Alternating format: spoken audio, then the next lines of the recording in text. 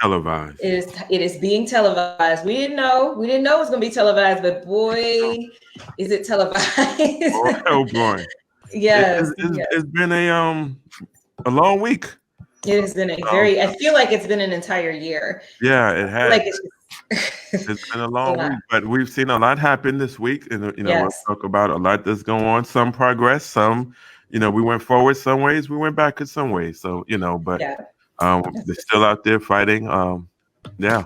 That's the way we're. I think we're on day 12 of the protests, and is that correct? I think it's day 12. 12 or 13. Well, 12, tomorrow 13. is literally the 2 week anniversary of him. Okay, so day 13 And probably of yeah, yeah, 2 weeks and ago was Memorial Day. That's when yes, it happened on yes. Memorial Day. So yeah, Wow.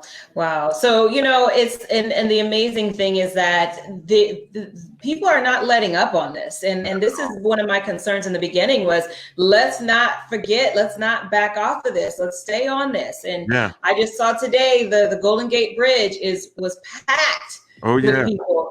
Oh yeah. So In New York City right now, there's protests going on in the Bronx. I know of in the Bronx and Brooklyn. This morning here in Atlanta, there was protests, and I'm gonna talk about that later. I love All it. over the world. It's been all All over over the the world. world. Every state in the country has Every state. protested, and then, like you said, all over the world. So today we're going to be talking about what is going on. What this week in protesting. What's happening, and we're also going to talk about how you can get your own activist on. Everybody Yeah. has a different way of doing it. What is your way? Get involved. We're all a part of this. But we also have a guest who is Atlanta area protester. Yeah. He's outspoken. I'll go ahead and let you just brag Yeah, on him a little he's bit. an activist, a young man who was on the front line the other day, not just down there. The megaphone was in his hand, Yeah. and he was spreading a message of justice. And so I'm excited to talk to him and all Yes. that's going on. So we're going to talk to somebody who's been literally on the front line, Devante, fighting yes. here in Atlanta. And so I believe this is going to be an amazing show. Today starts my new segment as well.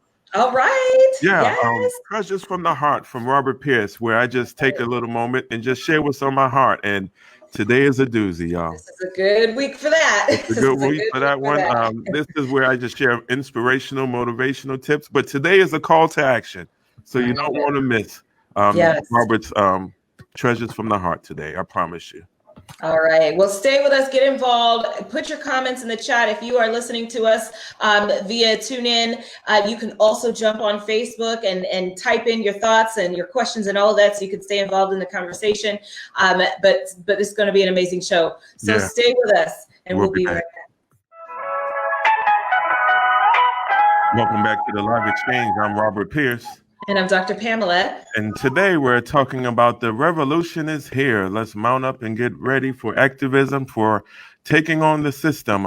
So we're going to be talking about that today. We have an amazing guest that's going to be here. We're going to bring him on shortly. But Dr. Pam, how you doing? I'm good. I'm good. I'm laughing at you saying mount up because I almost put that on the Facebook page. Mount up, but Mount I up, thought, let's go. people are gonna read it the wrong way. But I'm glad you said it. No, I said it. I'm sorry, I did it. No, I love it. I love it. I'm doing good though. How are you? I'm doing well. Yeah. Today has been a good day. I'm encouraged today, just by all that I'm seeing. Long way to go, but I feel much better today than I did last Sunday. I can honestly say that with all that's going on. Yeah, I'm really encouraged by the height of the activity that's going on. And you know what? And there's a lot of people, a lot of companies are making their statements and so forth. And the response for a lot of people, which is justified, is put your money where your mouth is. I get it. But I'm still encouraged by it. I'm still encouraged when I turn on my Fire Stick and I see Amazon say Black Lives Matter. I'm like, what? Oh yeah. So right. Oh yeah. And even today I just had something came across my phone. NASCAR, they made a statement that they're going to do what they can to fight racial injustice. And I was like, whoa. When we talk about auto racing and all that's been going on with race relations in auto racing, for them to step up is like, okay. There's something different about this movement. Absolutely. This isn't just, this is something else. This isn't going to fade, quickly. So not at all. Not at all. So I appreciate that. So for that reason, that's why I'm able to say, you know, I'm doing good. I'm doing good. Is this exhausting? Is it emotionally draining? Yes, you know, because there's a lot of, I have to teach 2 cultural perspective classes right now. And it's like, oh, you know, I'm honored to be on the front lines in that sense, to be the educational voice. Wow. But they're tough conversations, especially when students didn't sign up for this. They signed up, check off a class and move on. They didn't sign up to take a cultural perspectives class during protests, one of the biggest protests we've ever seen since probably the 70s. Right. Wow, that's amazing. Well, today we just want to let's get the show kicked off. We want to bring into the show our guest is a young man. I know him so well. I call him friend. I call him brother. We're a co-worker. We serve together at New Mercies Christian Church. He is the executive director over community engagement at New Mercies Christian Church. That's his job. He engages the community in all facets. He runs our community food bank. But he's a young man. He's a Morehouse graduate, but he's an activist at heart. My heart just did me so well the other day. I just flipped through my Facebook timeline, and this young man, I watched him with a megaphone in his hand, leading the way down there on Marietta Street and Centennial Drive. So Devante Hudson is here, and my brother, thank you for coming aboard. I love you, man. Let me just say that off the top. That's not radio. I love you, my brother. Welcome. I love you too. EP is what I call you. I love you too, man. I appreciate it. Yes, sir. And so thank you for coming. And we just want to get right into it. The other day, I watched you down at Centennial Park with the megaphone in your hand, and you were leading the charge, one with a message of responsibility. I appreciate you for that. But before we get, let's tell the people a little bit about yourself. How you get here? How did you get here? And then how did you find your way not only down to Centennial Park, but how did the megaphone get in your hand? How did you get the mic? Well, I mean, I guess if you want to say, how did I get here? I mean, 2 people decided they wanted to be in a relationship. And, I was born in Youngstown, Ohio, a small town in Northeast Ohio, and working class folk. My parents, my dad works actually in a federal prison for the government, which that's interesting because he's actually in DC right now on the other side of the protest. Which is a fascinating thing. But I've always had a call for ministry, but coupled that with activism and community relations. Some people would call it politics, the dynamics of power, but really it's at heart, it should be community engagement and community development. And so I went to Morehouse, went to seminary, and ended up with people like you at New Mercies and kind of started an internship role, and that developed into what I am and what I do now, which I love. And it's kind of a collaboration of the politics, the community engagement, and the faith. I get to merge into one role, which is nobody can really say they start off in a dream career. So that's how I got here, but how I got there is a different story. I was really hesitant about going down, and not because I didn't want to be a part, is that sometimes those can be showpieces.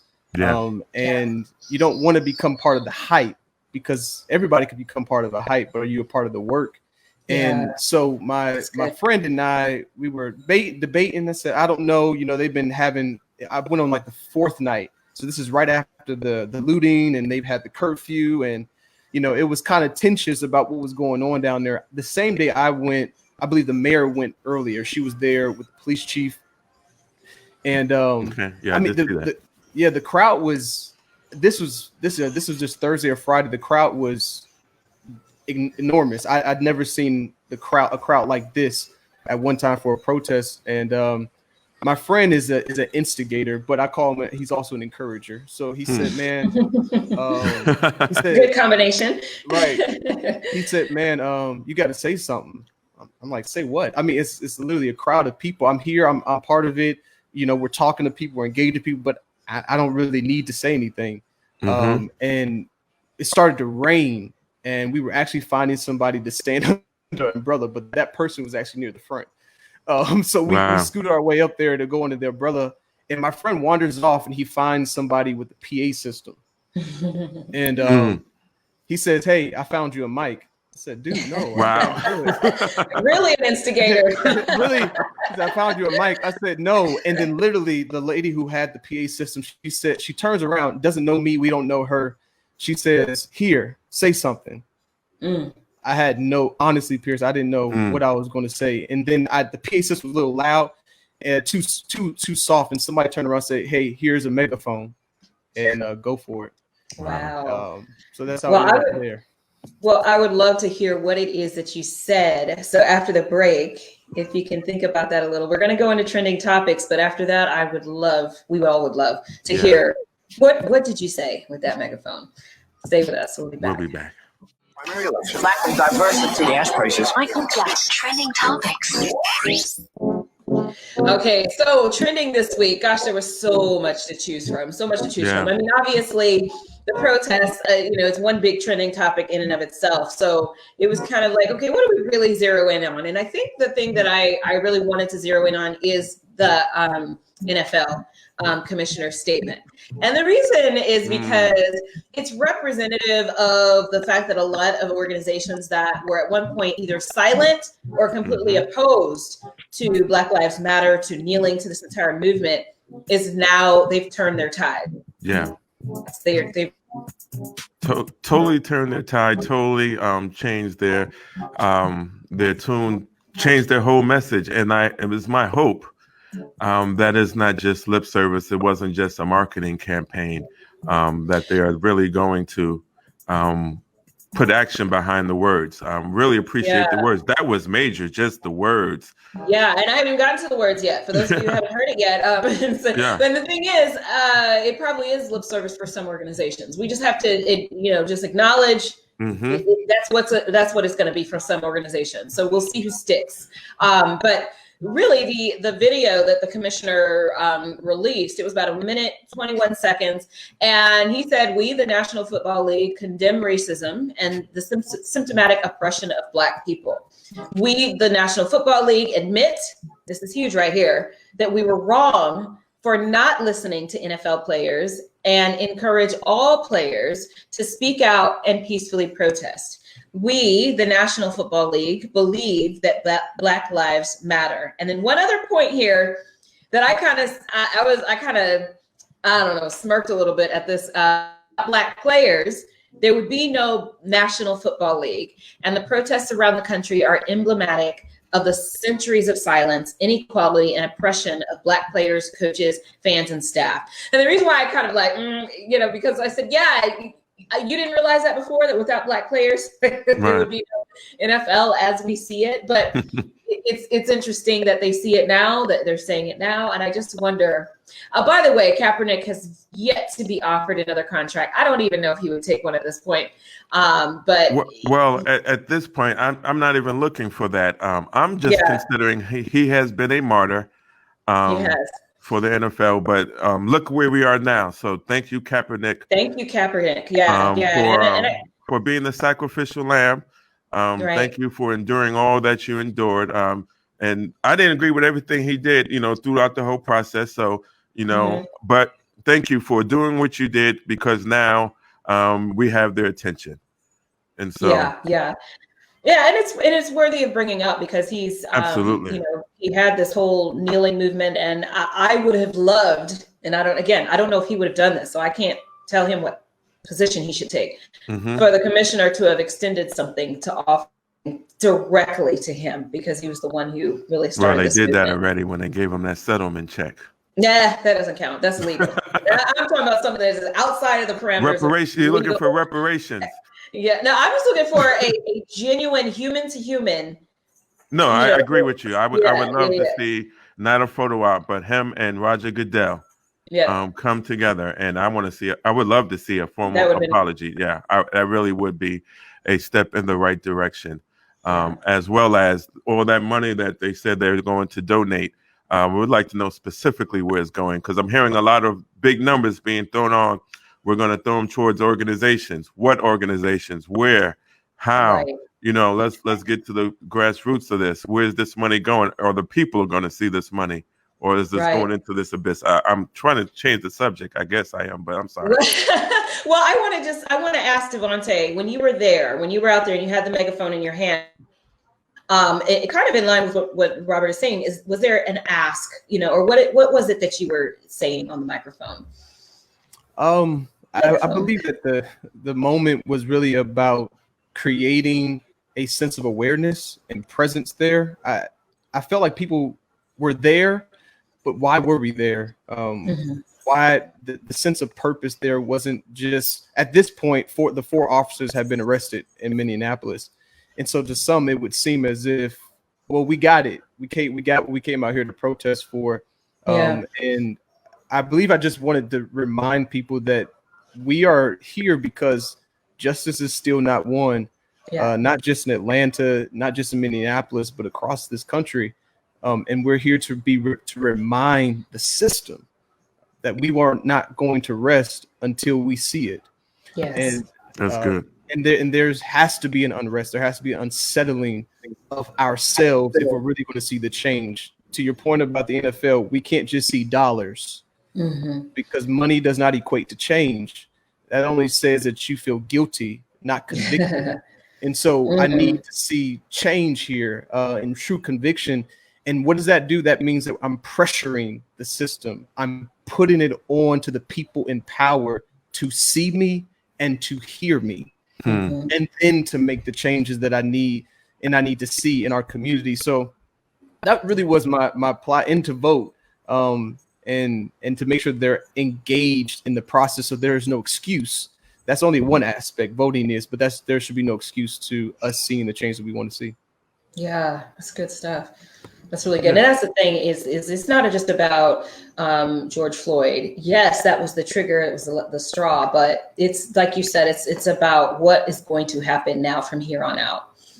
Yeah, and when we come back, we're about to take a break, but we'll come back and we're going to talk some more about this subject, about activism and what activism is going to look like now after this uprising, after COVID-19. There's all this has to come into play. And so we'll be back some more. We're going to talk some more with Devante Hudson, our host. I'm Robert Pierce. We're here with Dr. Pam here on the Live Exchange radio show on the Sensation Station Network. We'll be back.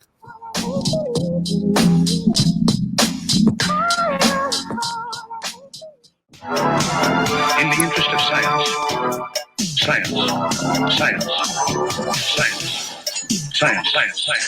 All right, welcome back to the Live Exchange. Dr. Pam, what's on the research today? Well, seeing something I just heard about this week that I was extremely fascinated by. It's called muted group theory. And I don't know muted if you've group heard of that. theory. Yes, never heard of it. Group theory. So really this was brought forth by 2 anthropologists. They happen to have the same last name. I should have done some research, see if they're married, but Ardner and Ardner. And what they say is that in every society, there are cultural groups who are traditionally muted.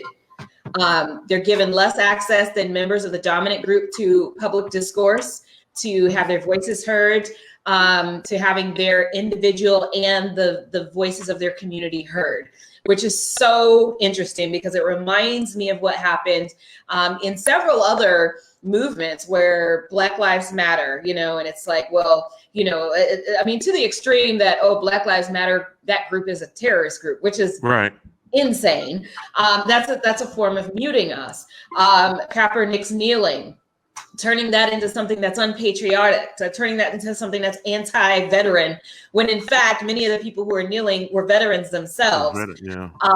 As if, people of color didn't serve. I mean, right. I can't even. So those were 2 forms of our group being muted in society. And then basically there's 4 ideas here: that identity and reality are socially constructed. So the whole idea that, this group is going to be the group that we oppress because, for whatever reason, it's not inherently that it should be so, but there's a dominant group that creates that. Communication is the means for that construction. So the suppression of our communication enables the group to be suppressed. So it really says that talking is action. Talking enables us to fight back. But if we're suppressed, it will hinder our ability to fight back. Members of the muted groups must adjust to the dominant ways of communication to get their voices heard, which is interesting. We're using the media. We're using social media. We're using what we have to use in order to get our messages across. In the past, when you look at, civil rights movement, we even look beyond that to slavery, we communicated with each other in our own ways. We communicated with each other in with hymns, with spirituals. That was our social movement, how we got away. Now it's how do we use the mainstream forms of communication to get our voices heard? And then the last thing is that resistance and change is possible. This is the fourth piece of that muted group theory. And so again, it's possible when we find ways to overcome people who are muting us and to speak out. So I just thought that was really fascinating and applicable to what it is that we're No, I find it fascinating, especially that media piece, because I think that's been the equalizer for this movement is social media and how big it is, because we don't have to ask permission for no news outlets to put anything on the air. Right. We no longer have to ask, we no longer depend on just mainstream media to give us the bird's eye view of what's going on. Everyone is media now. If you got one of these, which everyone has them on now, you're media. Yeah. And we've seen some compelling videos just from these phones.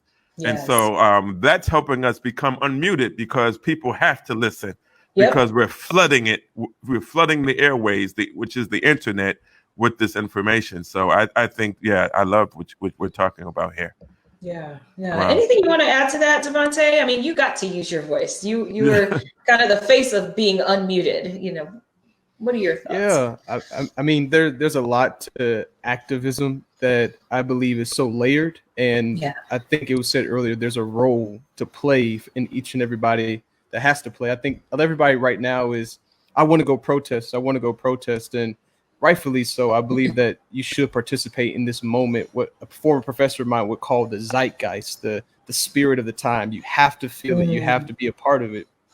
But there's also roles that are beyond just holding signs. We need legislators. We need business owners. We need white folk in their houses to talk about this. We need black folk in their houses to talk to their children about this. We need schools. We need systems and structures and institutions to really take on this fight that is just so multi-layered that we're only experiencing the emotion of this. But the true test of this will come years from now, when my daughter, who's 2, is entering into elementary school. And what are the dynamics, and how is she relating with her counterparts? How does she see? How did they see her? That's the true testament of activism, not just what we protest and how we stand out and march and how we shut down streets. It's what are generations going to say about how we change the narrative? Yeah.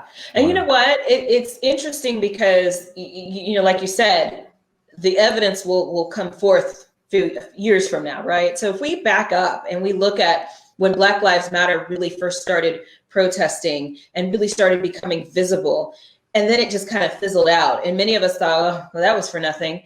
But really it wasn't, because we fast forward a few years now, and that has resurrected. That what we see now is because of what happened a few years ago. It was just kind of like, wait a minute, we need to pick that back up. We need to bring Black Lives Matter back to the forefront and keep moving. So that was a piece.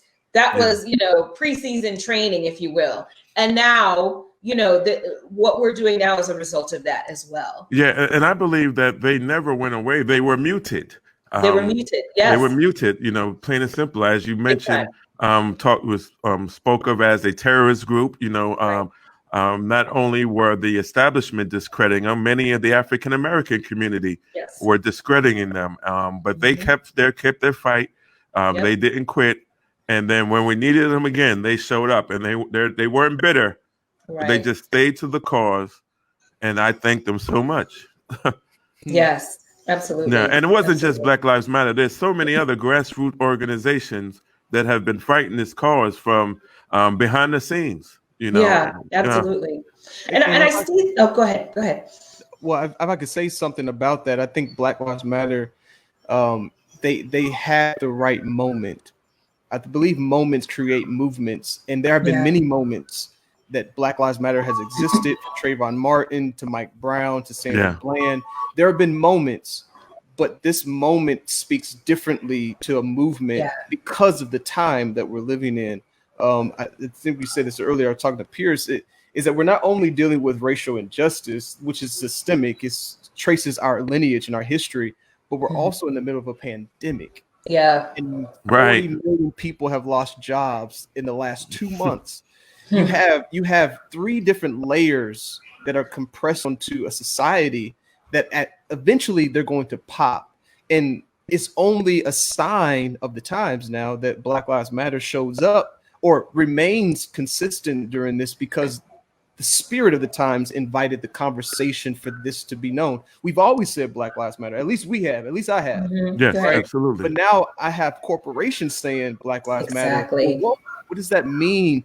It means that there's a different spirit that's guarding and that's driving this movement now. It's not a moment.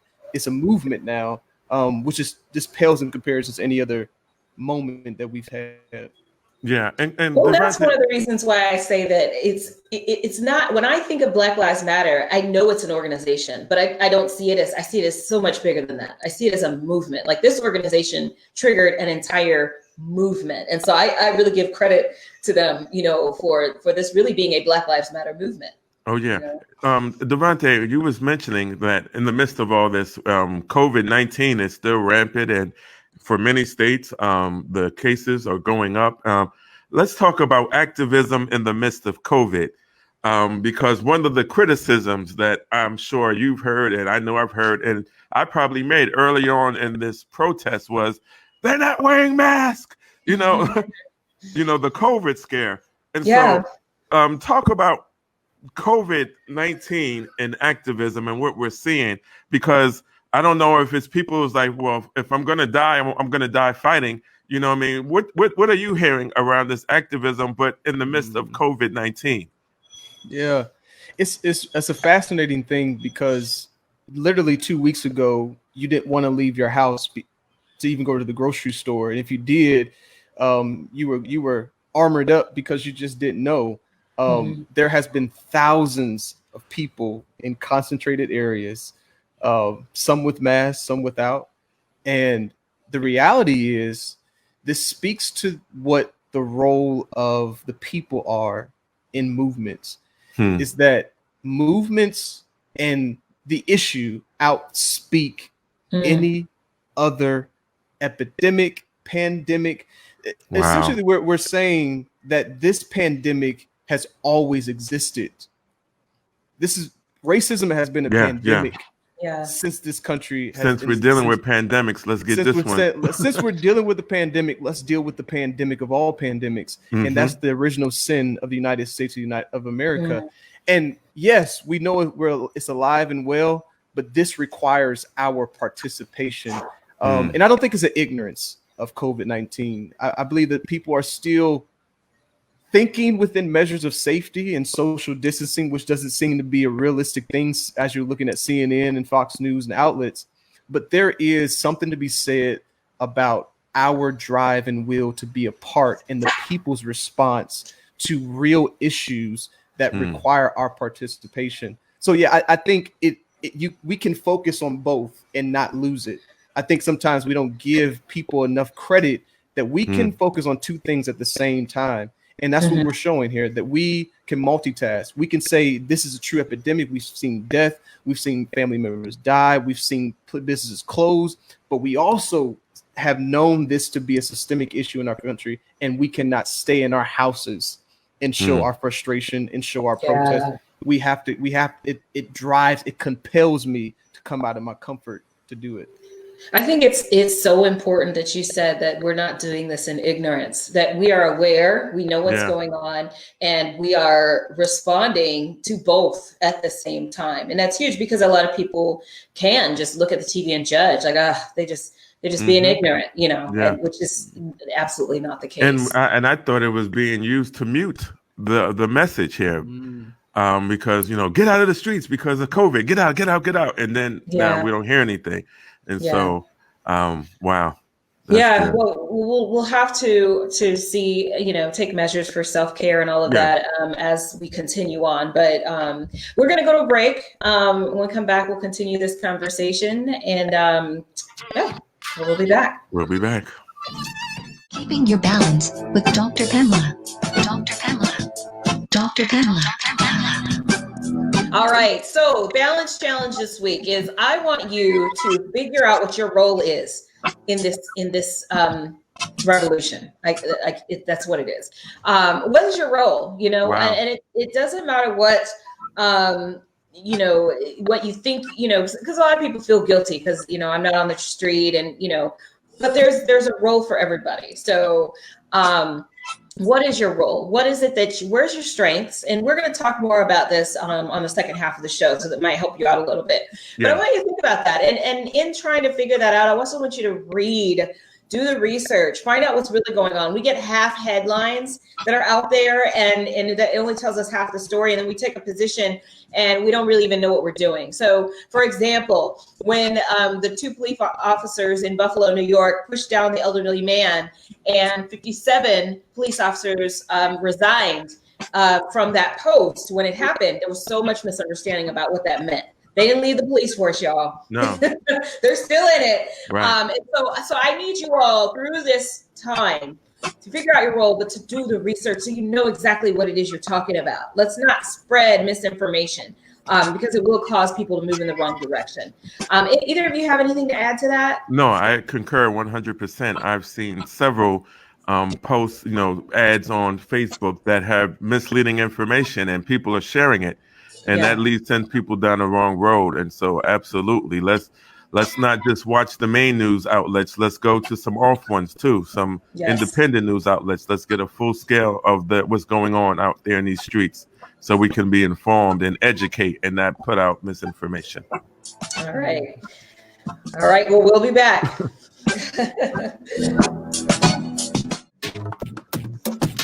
Welcome back to the Live Exchange. I'm Robert Pierce. And I'm Dr. Pamela. And previous from the break, we were having a conversation mixing COVID. We was talking COVID-19 and activism, and we talked about the balance challenge. Dr. Pam had a balance challenge of just acknowledging your role.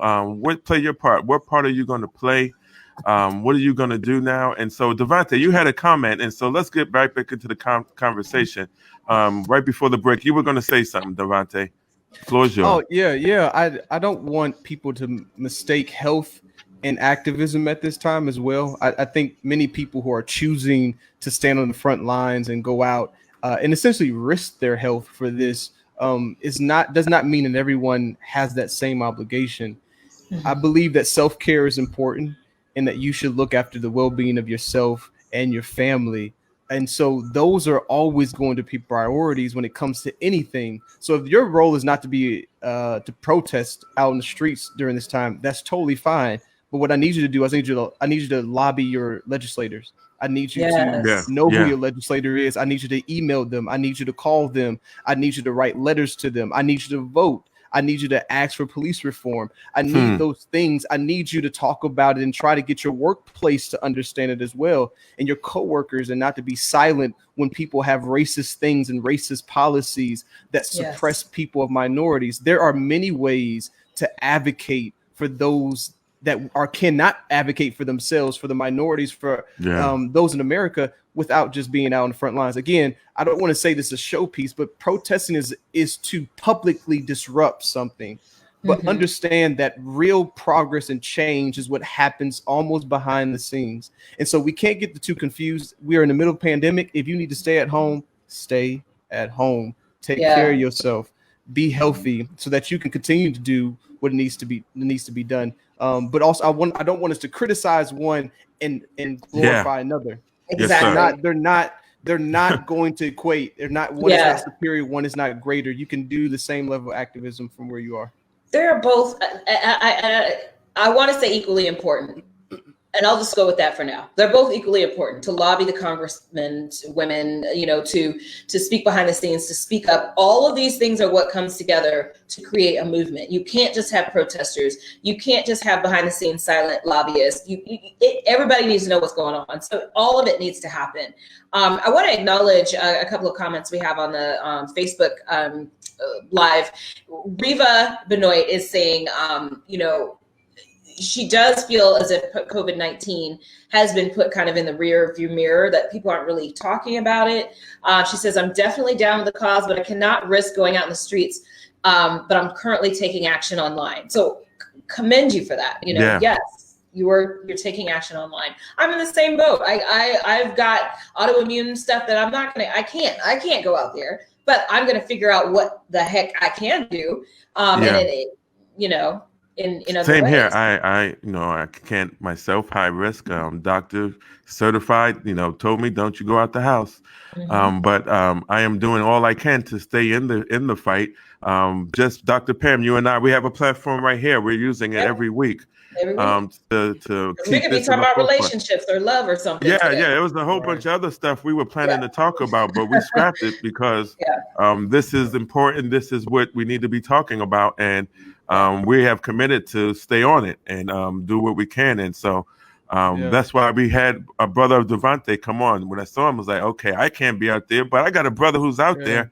So let's get him in here. Let's broaden that talk. Let's go. And I really want to use this time to really explain and to show that this is bigger and it's going to take time, that we're undoing systems, that this is not an overnight work. And I say that because there is one of my favorite theologians and professors. His name is Dr. Soong Chan Ra. He's a professor at North Park University of Theology, and he talks about narratives. Understanding narratives, that there was a narrative created at the inception of this country, that narrative and that internalization of racism created a system that we know as slavery. Well, thanks be to God that Civil War came along and it disrupted the system, but the narrative was never changed. The internal narrative was never changed. And what happened, the system recreated itself into Jim Crow. It was great. MLK came along and we got a Voters' Rights Act, Civil Rights Act, and we thought it disrupted the system, but it never changed the narrative. And now we're living in a new Jim Crow era, which shows itself in mass incarceration. And so that we have to change narratives, not just lending our voices. We have to change narratives. That means we have to disassemble and dismantle the idea of that one other person is inferior to another. And so that obligation is not just on Black folk to do. That means that my white counterparts, you have to start talking about this in your homes. You have to talk about this with your children. You have to stand up when you're at your family dinners and they're having racist comments. You have to really take the ownership of changing the narrative of this, because if we don't change the narrative, the system will recreate itself because it's built to last and to self-sustain. And so we have to do that so that we can externalize different narratives onto the system. That way it can create new wheels that will create a better future for those who are marginalized in our country. That's so powerful. I mean, because I was just in a conversation about this, about just even if we take one piece of this system, and let's look at just education alone and how U.S. Department of Education really dictates what what it is our kids learn across the country. So everybody's going to learn about history. Everybody's going to learn that Christopher Columbus did an amazing thing and discovered, and so this is the narrative that all of our children are taught, that we're raised to believe.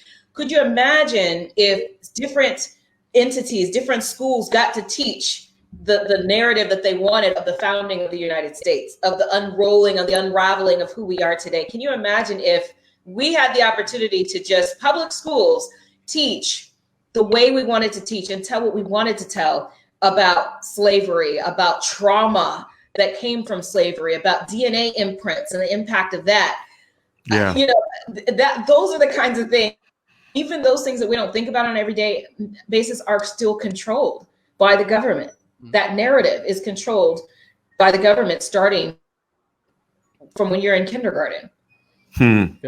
Yeah. Wow. And to even think about this, that this is what happens with voting reform as well. That one of the most populous black electoral districts in the United States is Washington, D.C. The largest is 95 to 97% African Americans in that district. How much federal representation do they have?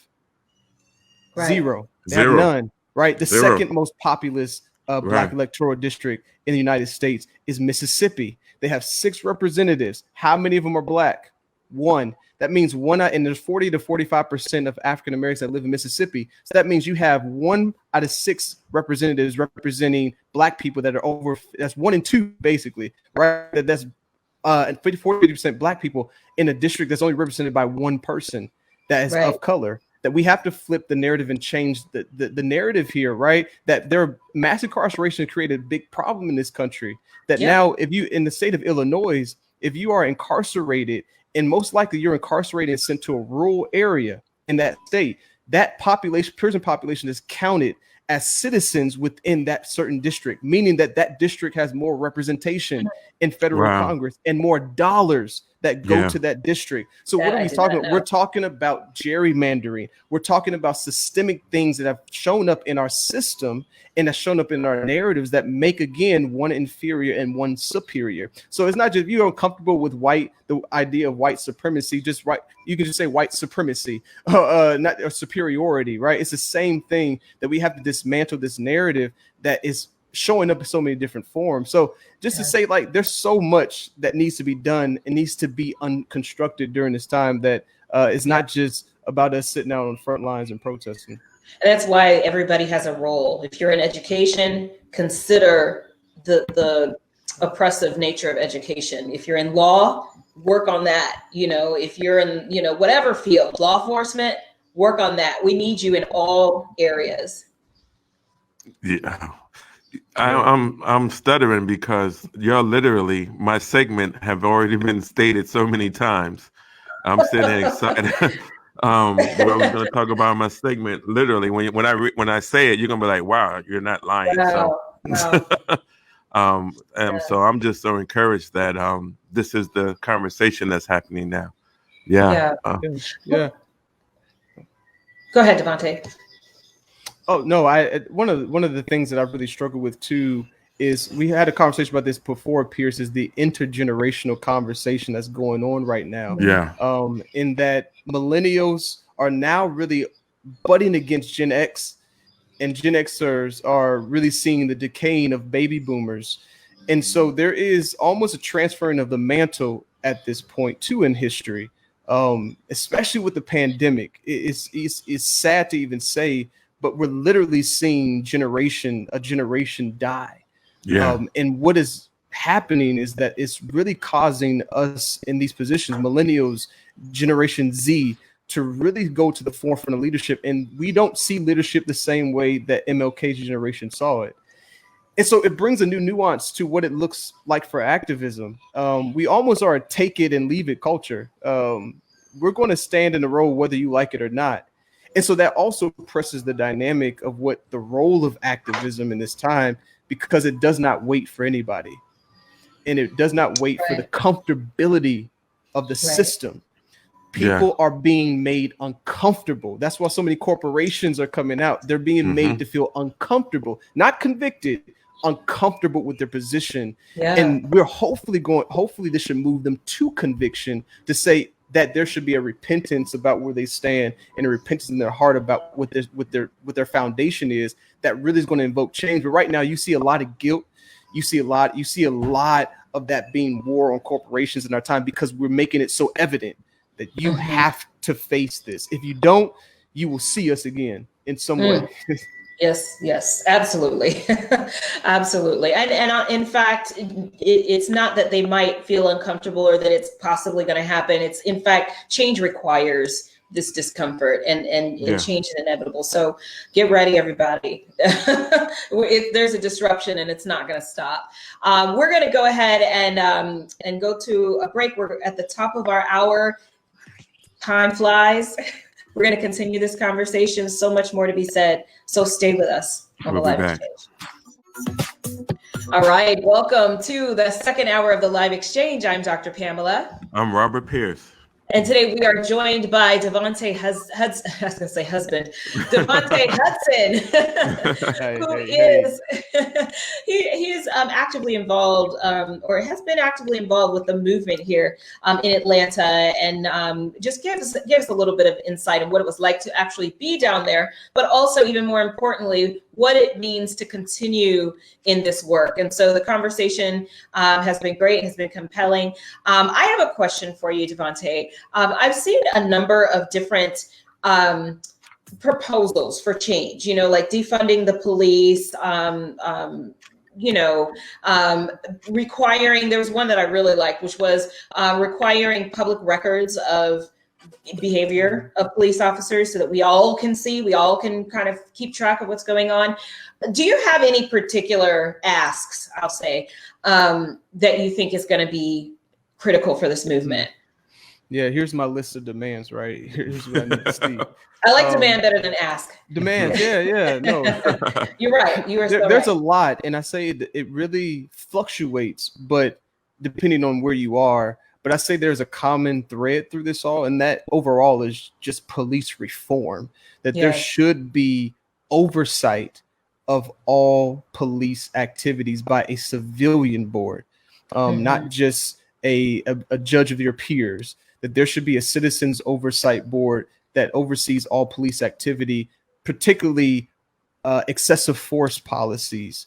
And so I think there's one way, but there's some other things too that has to do with a really dangerous bill that was taken out in 1994 under the Clinton administration. That was the crime bill of 1994 that really gave light to the militarization of police forces in this country. That we are actually still calling, and we should be calling now, for a repeal of that act. So that there could be actual reform made in police departments. Right now, the police department, if I understand correctly by the figures, are funded more than even the debt crisis could have been funded over the years. Right? We could have eliminated student debt. We could have provided free child care for kids under pre-K and under. But we have funded the military. Yes, the military, which acts as police, overwhelmingly. And that money should be poured back into communities, for there could be community policing. So those are just two aspects that have to do with actually policy reform that I believe should be taken immediately. And we should challenge whoever is going to either hold the office of president, maintain it, or be voted into that office accountable to that, as well as our legislators accountable to repealing the 1994 crime bill. Yeah, absolutely. We have a couple of people commenting. Prime says, second that emotion. This is all on Facebook Live, by the way. Riva is saying we need to put our money together and buy a seat at the UN. And she's also saying Marcus Garvey was onto something. I've been seeing a lot of that as well. For those of you who don't know, Marcus Garvey did the movement about let's get back to Africa. Let's just go. Let's go. And that's a whole other conversation. So I won't even, there's a lot to unpack there. But one of the things that I will say that I've struggled with is the term policing. And I know that what I propose is a pretty radical move, but it is really to eliminate that whole concept of policing, because what policing says is that we need people to stand over us and command that we do the right thing. Will there be criminals? Are there going to be people that do the wrong thing? Absolutely. But I think what communities need is our partnerships that strengthen and empower us. And I just think that the frame of policing in and of itself is problematic. And so I'm ready to throw the whole thing away and start over. It may be a good time for it. Yeah, it may be. Yeah. All well, right. we're going to take a little break. We'll be back shortly with more conversation. We're having a great time. Please join us on Facebook. If you have any comments, please, we would love to hear from you. As you hear, we're reading the comments, so please share with us. We'll be back here. We're on the Live Exchange Radio Show on the Sensation Station Network. We will be back. All right, welcome back to the Live Exchange. I'm Dr. Pamela. And I'm Robert Pierce. And today we're joined by Devante Hudson. But first, we're going to just introduce Robert's new segment here, Treasures from My Heart. And Robert, go ahead and tell us what's on your heart. Yes, today from my heart, I entitled it Fresh Legs to the Front. You heard me, Fresh Legs to the Front. As we've been these last 2 weeks, and I'm going to paraphrase because we did a lot of talking about it already, but these last 2 weeks, we said a lot has happened. We done seen the video of George Floyd, that horrific video of him dying in the street. We've seen protests. We've been uncomfortable. We've seen some changes come. We've seen new legislation in Minneapolis. They have banned now the use of chokeholds. We've seen the NFL come out. But we've seen our young folk do some tremendous things out in these streets. And now my call today is fresh legs to the front. What does that mean? That means we're calling for everyone to do their part. No, you don't have to go to the front line in the protest, but we need you to step up in whatever area that you can be impactful in. What does that mean? Fresh legs to the front. I need to see the Divine Nine. Come on out. Where are you? Let's go. I need to see our activists. I was so glad to see our Black preachers here in Atlanta this morning doing a protest, out showing their support in all this. We can't criticize. We can't sit around on the sidelines. We need fresh legs to the front. That means if you've been sitting around just watching, we're calling a substitution now. We're not asking no one to step aside, but we got fresh legs in sports. We would always put the fresh legs in the middle of the game because you get tired.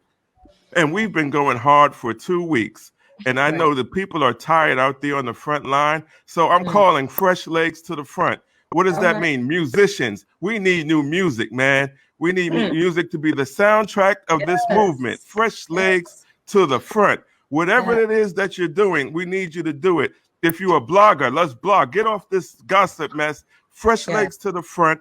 Let's do this. Let's keep this in front of people. Let's keep this going. Tuesday in Georgia, it's time to vote. Fresh legs to the front. There's some people, there's some things we need to vote out of the system. Let's get it done in November. Many of you may not even be registered to vote for November. I'm calling for fresh legs to the front. Let's go. Let's get on the front line. If you're in the police department and you see that there is some things going on in your department that's not right, I'm calling fresh legs to the front. Stand up. Let's go. Let's fight. And let's get it done. That's Robert's treasure from the heart today. Fresh legs to the front. Let's go. Yes, that's good stuff. That is good stuff. Wow. I love it. Man. You called everybody out. Everybody out. We need new music. We can't play what's going on from Marvin Gaye back in the 70s. Come on, y'all. Let's get some new music for today. We can't play Public Enemy back in, what was it? Fight the Power. What was that? 1990 something. 1990. That number's over. Let's go. Fresh legs to the front. We need music that's going to spark us, that's going to encourage us. Hashtag fresh legs to the front. Yes. I love it. I love it. Wow. That's it right there. Pierce, you can drop the mic after that, man. Come on. We need to see the Divine Nine. Come on, let's go. Call to action. We need to see everybody. We need to see what you're doing. Speaking out. Poetry. We need our poets, right? We need our photographers. Come on, let's show a narrative that's really going on down there. Fresh legs to the front. We're going to need to see documentaries detailing what's really going on in these streets. We've been seeing, if it wasn't for those fresh legs, we wouldn't have known that there are being bricks planted on the streets as setup to be thrown. We wouldn't know that there's infiltrators out there because fresh legs have been out there videotaping. Those fresh legs are tired. They need to go charge their phones. So we need new fresh legs. Let's go. I love it. I love it. Say that. Wow. Say that. Wow. Yes. Yeah. I really hope that people heed that, Pierce, because there have been the soundtracks of our lives, right? The soundtracks of the movement. And I believe Trey Songz, by the way, I think just came out with a new song. And Meek Mill has dropped one too. So they're coming, but we need them. Let's go, y'all. It's we have to shock the conscience of America. Right now, we are what I would say a metaphorical muscle confusion. In order to really get your body working, you have to confuse your muscles in order for them to really work properly. And right now, America is going through an extreme muscle confusion. We don't know how to handle a pandemic. And we also are faced with a serious issue that's always been an underlining systemic issue. And so to your point, Pierce, man, what is this going to stir up in people And how will this stir up in people? I'm saying only generation is going to be able to tell the story, but I wonder what history is going to tell about us when this is all said and done. How we take your call of action, Pierce, is going to be very important for my daughter's children's children. Yeah, and as you said, Devante, we need Caucasians, we need Asians. We had the armness, everyone, fresh legs to the front. We need you on the front line of this issue, speaking out, saying what's wrong. We, like I said, we said all this already, but I am officially calling hashtag fresh legs to the front. Who's with me? Let's go. All right. Well, with that said, we're going to go ahead and go to a break, but I want you all right now, while we're on break, go hashtag fresh legs to the front. But we're going to continue this conversation. We're going to look at some research, balance challenge, but that was Robert's Treasures from the Heart. All right. We'll be back. Welcome back to the Live Exchange. I'm Robert Pierce. And I'm Dr. Pamela. And what you were listening to there was a new song just released by Trey Songz. It's a song just speaking about the times. How many times does a mother have to cry? And that's what we're calling. That's what we're asking. How long do we have to cry? And we're having a conversation today. We have a guest with us, Devante Hudson. We've been talking activism. We've been talking a lot today. And so we just want to continue the conversation. Devante, we know we're getting ready to lose you. So I just want to open the floor for you. Just to share your heart, whatever you want to say to the people, and then let them know where they can find you. If there's any things that's coming up, anything you want them to know about the protest, activism, the Mercy Seat. Let's not forget our Mercy Seat. So you have the floor, my brother.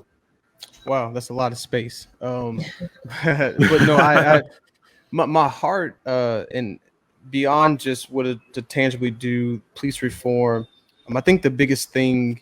And I use a biblical context. I believe in Micah, it talks about the positions of the people in leadership laying down their swords. And many people would think that means war, times of war. But there's actually a synonym of that word in biblical time that doesn't mean just fighting. It means power. Yeah. And so really what they're saying is lay down your power. And that's what I'm really calling our institutions to do. I'm calling my white brothers and sisters to do. I'm calling any system and structure that stands against those who are of the oppressed and those who have been marginalized to lay down your power. This is not a time to jock. This is not a time to fight. This is a time to lay down that which you take so much for granted, and that is your power. That this is a time where we have to really look at equity and not just equality. We have to look at what justice looks like. And that looks like everybody eating at the table, whether you like them or not, and whether you had and whether you've seen them as equal or not. That this is really about laying down your power so that other people can pick up a portion of power and empower their own communities. There are many ways that you contact me. Obviously, I'm on Instagram, IMDHud, and Facebook, Devante Hudson. But one of the greatest work that I have to do right now is lead our resource center, which every Saturday we have seen enormous lines of people who have lost jobs, who are going through homelessness, who are going through tough times, who come to seek our resources, which is through our food pantry during this time. And that is the biggest really community work that I do right now because it's so needed. When you see a mother coming in line who she has never been in the food line before. Yeah. This is different time, and this is real. Yes, there's a lot of that right now. And we have to show that. We have to show that level of compassion. And so I could do that week in and week out. We have been so fortunate to be able to have food every week. Our partnership with the Atlanta Community Food Bank has been tremendous during this time, and we've been able to provide families with an abundance of food every week. So if you know somebody who's in need of food, meet us Saturday at the Mercy Seat Resource Center. That's located at 4037 Darling Court, Southwest, Lilburn, Georgia, 30047. We distribute every Saturday from 10 a.m. to 12 p.m. You don't want to miss. Get there early. We have people lined up at 8 o'clock just to get resources. And so we want you to be a part. We want you to take advantage of it and have people who are in this season.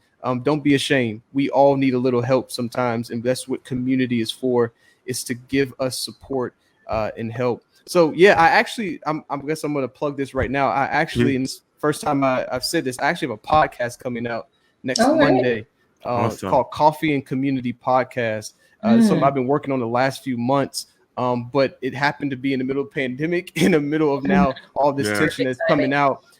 It'll be on all platforms: Apple Music, Spotify, TuneIn. It'll be on Google Play. It's called Coffee and Community Podcast. It's just my way of helping people to think, move, and live better in their community. So I'm having conversations with people who have influenced my life to really impart into and give other people access, particularly people who have been marginalized, access to the table. That I believe that relational capital is all that we really need in life. It's better than money. If you know who you know, you can get a lot of places. And so I want to share that information and knowledge that I've gained in my life. So check out and stay tuned for that as well.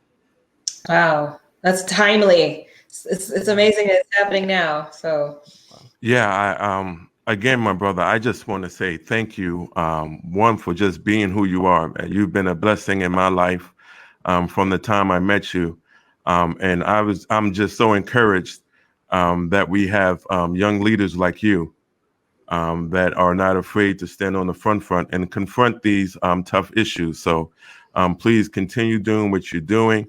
I got old legs, but I got fresh legs right now. So if there's anything I can do personally, or we can do from the Live Exchange or Sensation Station Network, please don't hesitate to reach out. You are on the front line. And so please, if there's any events that need to be highlighted, just let me know. We're going to get it out there because we want people to be aware, but we want people to be involved. And so thank you again for being involved and for being on the show. I love you, my brother. And, I'll see you at work. Thank you. Thank you guys so much for having me. This is a blessing to me. And again, I really hope people are tuning into this time, not just this station, but this time. I hope that they're really engaged, because you don't want to be on the wrong side of history on this one. Right. I think you want to tune in, and I think you want to contribute to what's going on in our world. That's good stuff. Well, thank you again, Devante. Everybody, definitely look him up, reach out to him, stay involved, and follow what he's doing. Because if you get lost and you get stuck, you might learn something by just at least following what he and others are doing. So we're going to go ahead and go to break. Stay with us. Thank you, Devante. We'll be back. We'll be back. All right. So the science, the second hour, we've been talking all show about how there are so many different ways of getting involved in the movement. And so this is really just a closer look. This was, at how to get involved. What are some of the different ways that you can get involved? There's a really cool quote here from Lindsay Young saying, do not feel guilty for not occupying every lane. We need all of them. You don't have to be in every lane. And so when we talk about, what are the lanes? What are some of the different things that I could do, that I could get involved in? You've got a combination, and we'll be sure to post this to our page as well. Weavers, experimenters, frontline responders, visionaries. That's people like me. People like, your ideas are crazy. I'm like, well, somebody has to envision them, right? Right. Builders, caregivers, disruptors, healers, storytellers, guides. Some of them are not very self-explanatory. So a weaver, for example, is somebody who sees the through lines and connectivity between people, places, organizations, ideas. Like, so who can I connect?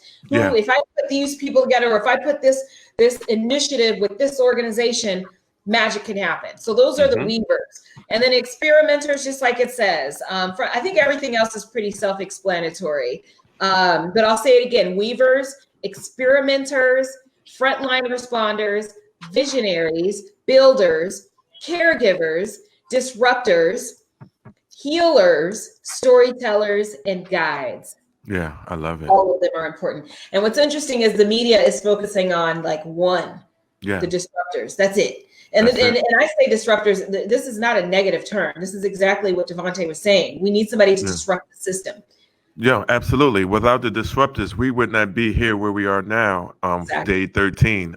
It was the disruptors that even disrupted the African American established community, because Mhm. even we were screaming, "Hey, don't do that. We Yeah. don't do it that way." We But it do it. was Yeah. right. It's that way that got their attention.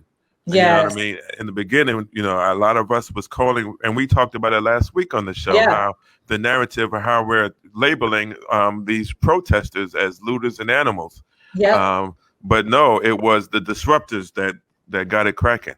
Right, absolutely. We need that. And Yeah. everybody, the one of the, and I talked about this last week, but one of the pet peeves of mine is when people try to tell oppressed people how to protest. Right. And you don't get to tell us how to protest, because, and I'm talking about people within the group too, like you Yes, said, that's what Black people too, but you don't get to tell us how to protest, because there is a problem that hasn't been addressed. And if your focus is going to be on how protesting is done, and you want to quote all these quotes of Martin Luther King, you need to quote his latter quotes too.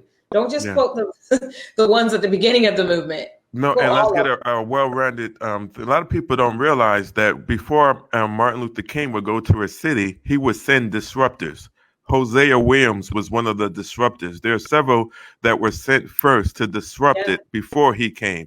Right. And so, Rosa Parks, I would consider that a disruptor. She stayed on the bus when they said no. She sat there. Absolutely. And that's all these people saying, you need to follow the rules. You need to follow, don't break the law.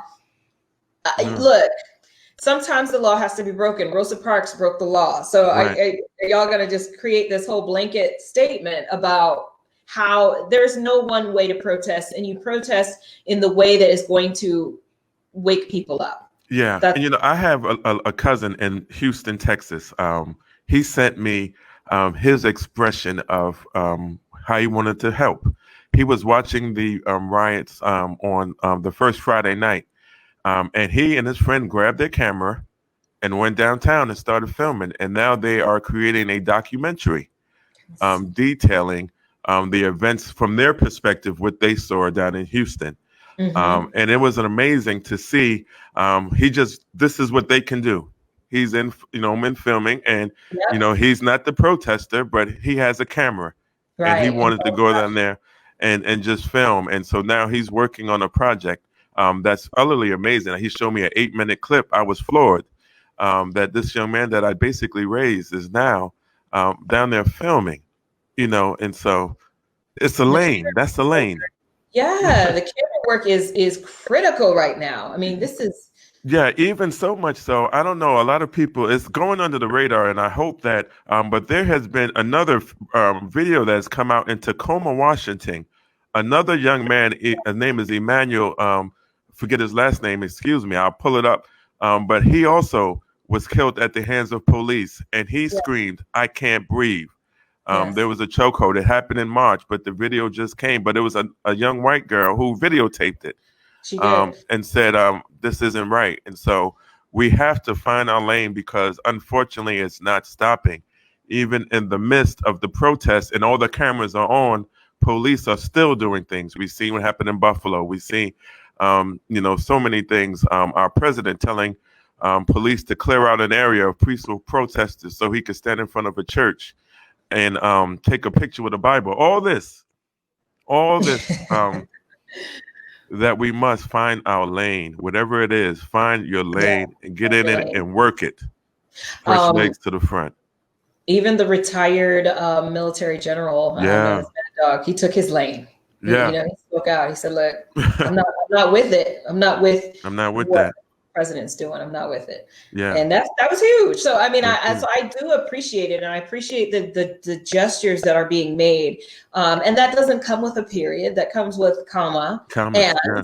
I look forward to how things are going to change and what these organizations and individuals are going to do after this. That's going to be important. Right. So, because again, they threw a lot of big numbers up as far as we're going to throw some money at this issue, but we want to see where those dollars go and what that translates to.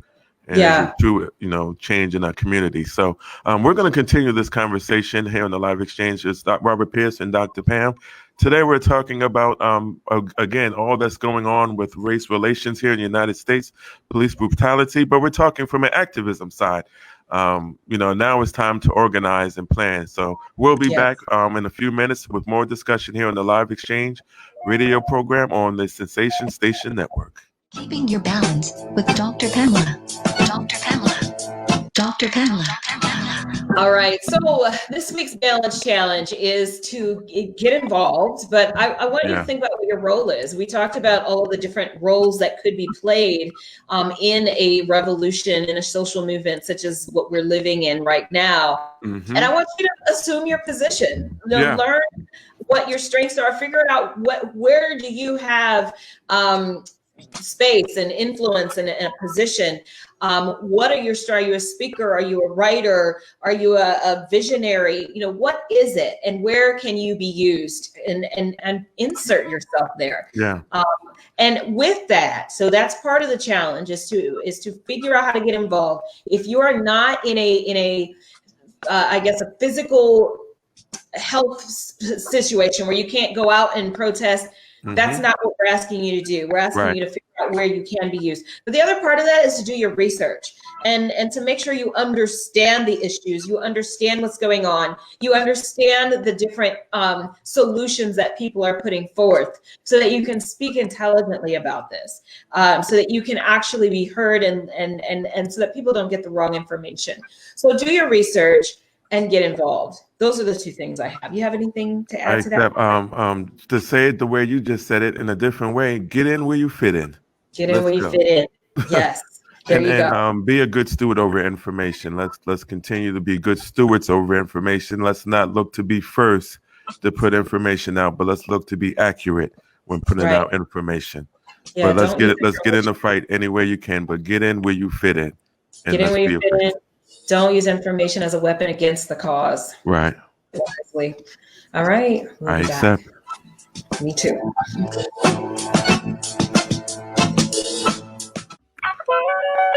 Back to the Live Exchange. I'm Robert Pierce, and she's Dr. Pam, and we're talking.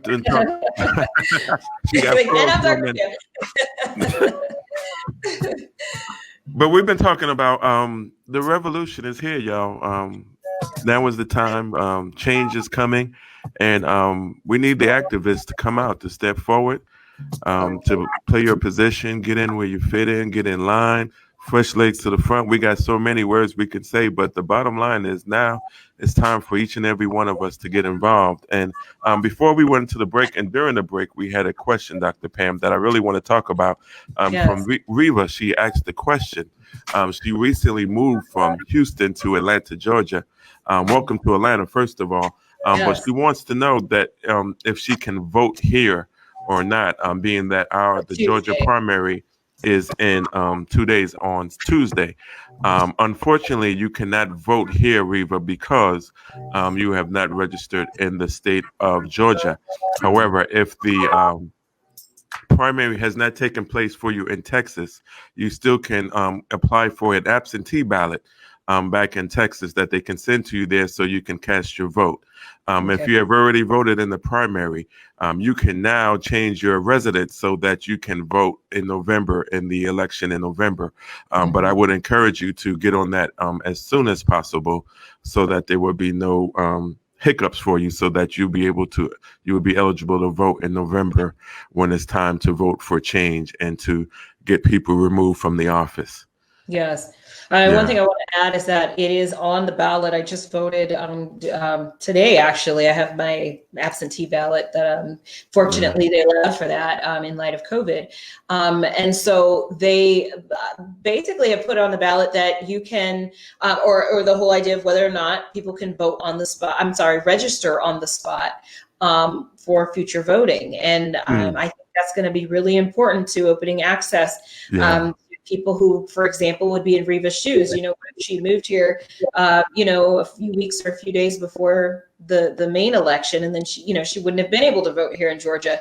So I think that's an important thing. There's quite a few important things that are on the ballot that we really need to pay attention to. One of the things that I found quite beneficial in being able to vote was from home with an absentee ballot, was being able to do a side-by-side comparison of the candidates with the ballot in front of me. That was priceless. It was a completely different experience than what I would have had standing in on the poll booth, which many people are going to be doing. And if that's what you're going to be doing on Tuesday, I can't underscore enough. Do your research, read up on the people, because it could look like a bunch of names, but there's definitely some positions and some initiatives behind those names that you may or may not want to take root. Absolutely. And not just the candidates, but for all these other laws that they're wanting to pass. Some of them are worded, kind of strange, and you really have to take your time and read them, because what you think you're saying yes to, you kind of said no to, and what you think you said no to, you may have said yes to. And so take the time. And so, I would imagine that the absentee ballots, you can now research the bills and see exactly what's in those bills, because oftentimes other things are slipped in these bills to be passed, these laws to be passed. And so education is the key. But we want to encourage everyone, please. Our next phase is to get out and vote. Not the only one. We're not done in the streets. Voting isn't going to be the only thing, but this is another way that our voices can be heard to go out and vote. So that was a great question, Reva. I thank you for that question. Thank you for that. What's interesting is, how I think you saw the Black Lives Matter painted down the street leading to the White House in Washington, D.C. By the mayor. And, I think a very fair question was asked, because I also think that it's amazing. Like, I'm still reveling in the fact that was painted on the street leading to the White House, where resides a man who's very much against all of this. It was like brilliant. I love it. But I did see a comment from somebody that I really can't ignore, because it's a good question. So the mayor, gosh, I had her name up and I can't remember what her name is right now. But the question was, right now, there is a lot of funding that's being put forth for a new prison in Washington, D.C. And so the question was, it's great that you put this great, gesture down the street, and it's visible, and that's really cool. And the street name is now Black Lives Matter. It's Black Lives Matter Plaza. Amazing. But kind of speaking to what Devante was saying, what's the deeper thing that is about to happen? Are we going to allow this funding for this, new prison and all of this stuff to go through? Or are we going to halt that and say, wait a minute, I printed Black Lives Matter down the street. Let me do something along with that. Let me see what we can do about prison reform. And are we going to move forward with this? I thought that was a really compelling question to ask. No, it is a very big question, and there's so many others, but I agree. This is one that's a direct result because of policing, that we have overcrowding in jails, and because of the policies that the police are adhering to, we have this situation as well. And so it's a vital question. I would tend to say, in all likelihood, that prison is going up. And the reason I say that is, one thing we can't do, we cannot get caught trying to boil the ocean. We can't kill all issues at one time. And so there's still going to be some injustices that we see, but that's not a time to give up. But we got to keep pushing and keep hitting the hole, because eventually we're going to get to that too. There's so many issues of systemic racism. This isn't just about police brutality. Because, like you said, you can fire a policeman, but the system. So we have to, and Devante said it so eloquently earlier when he was talking about, those change, but the narrative stays the same. Yeah. And so as long as the narrative stays the same, and we still have these systems that are been put in place to carry on this behavior, we're going to continue to fight. It's just so encouraging now, is that it seemed like we was fighting a winless battle, but now we're starting to see that we're getting allies. And and that's the encouraging thing, that allies are coming aboard now, and now we get to put them up to the measure. Now again, history will show us, were they just talking, or did they really want change? Were those big numbers that they put up on these things just marketing schemes, or are they really going to put the money into resources that's going to truly impact our community and make a better world for all of us? Right. That just doesn't happen with African Americans. We need the most conservative Caucasian to be on the same thing and fight for what's right. Unfortunately, we're still seeing a lot of people very much offended by just the call for justice, and they see it as a attack directly on their way of life. And it is. We are attacking their way of life. It literally is. And so naturally, that's why we're seeing them respond a little harshly. So we have to be prepared for that and not fight fire with fire. Protect ourselves, yes, but we can't take it to the streets and have a civil war. And that's unfortunately, that's what our president seems to be inciting, is a civil war. But we're going to speak against that, and we're going to stand together. And I'm so glad people are standing up for what's right. If y'all really want to see like the true colors of people, go to LinkedIn. I've never seen, like, I don't even know how to explain it because it's so professional on there.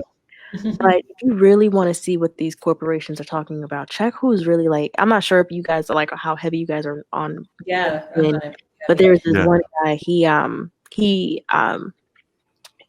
what do you call it? He resigned from Facebook because he didn't like the stance that they were taking. Yeah. And if you just look at the comments, it looks like a civil war in the comments. Yeah. You know? And I realized that it was getting real when I saw somebody cussing on LinkedIn. I said, hold on.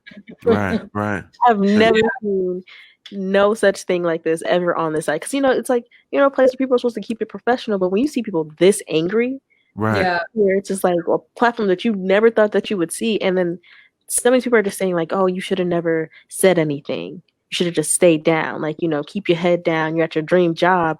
No. Like, that's not okay. No, and even the criticism of Drew Brees and his statements, and it was like, you should have never said nothing, Drew. No, thank you for saying what you said. Let us know. And so now, but the thing is, now he had an opportunity to apologize and now say he's gonna, he gets it now. And so now let's see now. If you get it, let's see that you get it, and preach that you get it to your friends who don't get it. Because you got some friends who don't get it still. We all do. We have people who don't get it on both sides. And so let's educate so that everyone can get it, so we can fix this. Absolutely. And you know what? I will just kind of put out there that I think we already are at civil war. It's verbal right now. It's happening with money. It's happening within social media. I think we're already there. But I don't want to see it happening, of course, in the way that it happens in the past. But I do. I think we're there, and it's going to it's forcing people to revamp the way things happen. You're either on one side or the other. I mean, you're the company that the silent companies are getting the rap. Like where are you? We're looking for everyone to say, choose your side. Hey, what's up? I done seen it so many times. Neutral is silence is basically in favor of oppression. Neutrality is in the favor of oppression. So whether you say it or not, you've chosen a position. Absolutely. And again, that's on both sides. And so if you're quiet and you're African American and you're comfortable at home, and that's just those people, because you made it and you're saying nothing, but you're still laughing at the racist jokes at the country club, you're complicit. We need you. Come on. Don't laugh at those jokes. Okay, you may get kicked out their country club, but it's okay. That's not your identity. Speak up, please. We need you. I'm not sure how true this is, but I saw this one thing where I'm not 100% sure how true this is, but they're saying that possibly people in the KKK in Alabama, with these riots, they might start going out. So it's just like, please be careful. Like, I'm not sure how much this information has gotten out as of yet, but if that is true, y'all be careful out there, because that is a whole nother side that we have not even seen. Well, we know that the detractors are out there and it's coming, so let's be ready. Let's be okay. Wow, Time is up, Dr. Pam. Yeah, I actually wanted to end on a note from Kimberly Williams Crenshaw. She's the researcher who came up with the intersectionality theory. Yes, what she says is it's not about supplication, it's about power. It's not about asking, it's about demanding. It's not about convincing those who are currently in power. It's about changing the very face of power itself. That's what we're trying to do. Yeah. Wow. Awesome. Yeah. Everybody breathe. Yeah, it's a woosah. Yeah. Woosah, because we have a whole other week ahead of us. Let's take this week by week, day by day, hour by hour. Fresh legs to the front. Fresh legs to the front. Yeah. All right, y'all. Well, thank you so much for joining us again for another amazing discussion on life. Really was. We'll be back next week. And look, I'm not even going to tell you what we're talking about next week because it's going to depend on what happens through the week. Because literally. So we can say we're talking about love, but it might be about Black love for social justice. I don't know. Yeah. But stay with us because we're every week we're going to be bringing out whatever is important, whatever is compelling, and making sure that you're informed and you're armed with what you need. And make sure you follow us on Facebook, subscribe to our channels. We're putting out information all during the week, articles, things that's going on, information. So please connect with us so that we can stay all abreast and get good information. Yes. So remember, when we dialogue better, we do better. Do better. All right. See you next week. Thank you.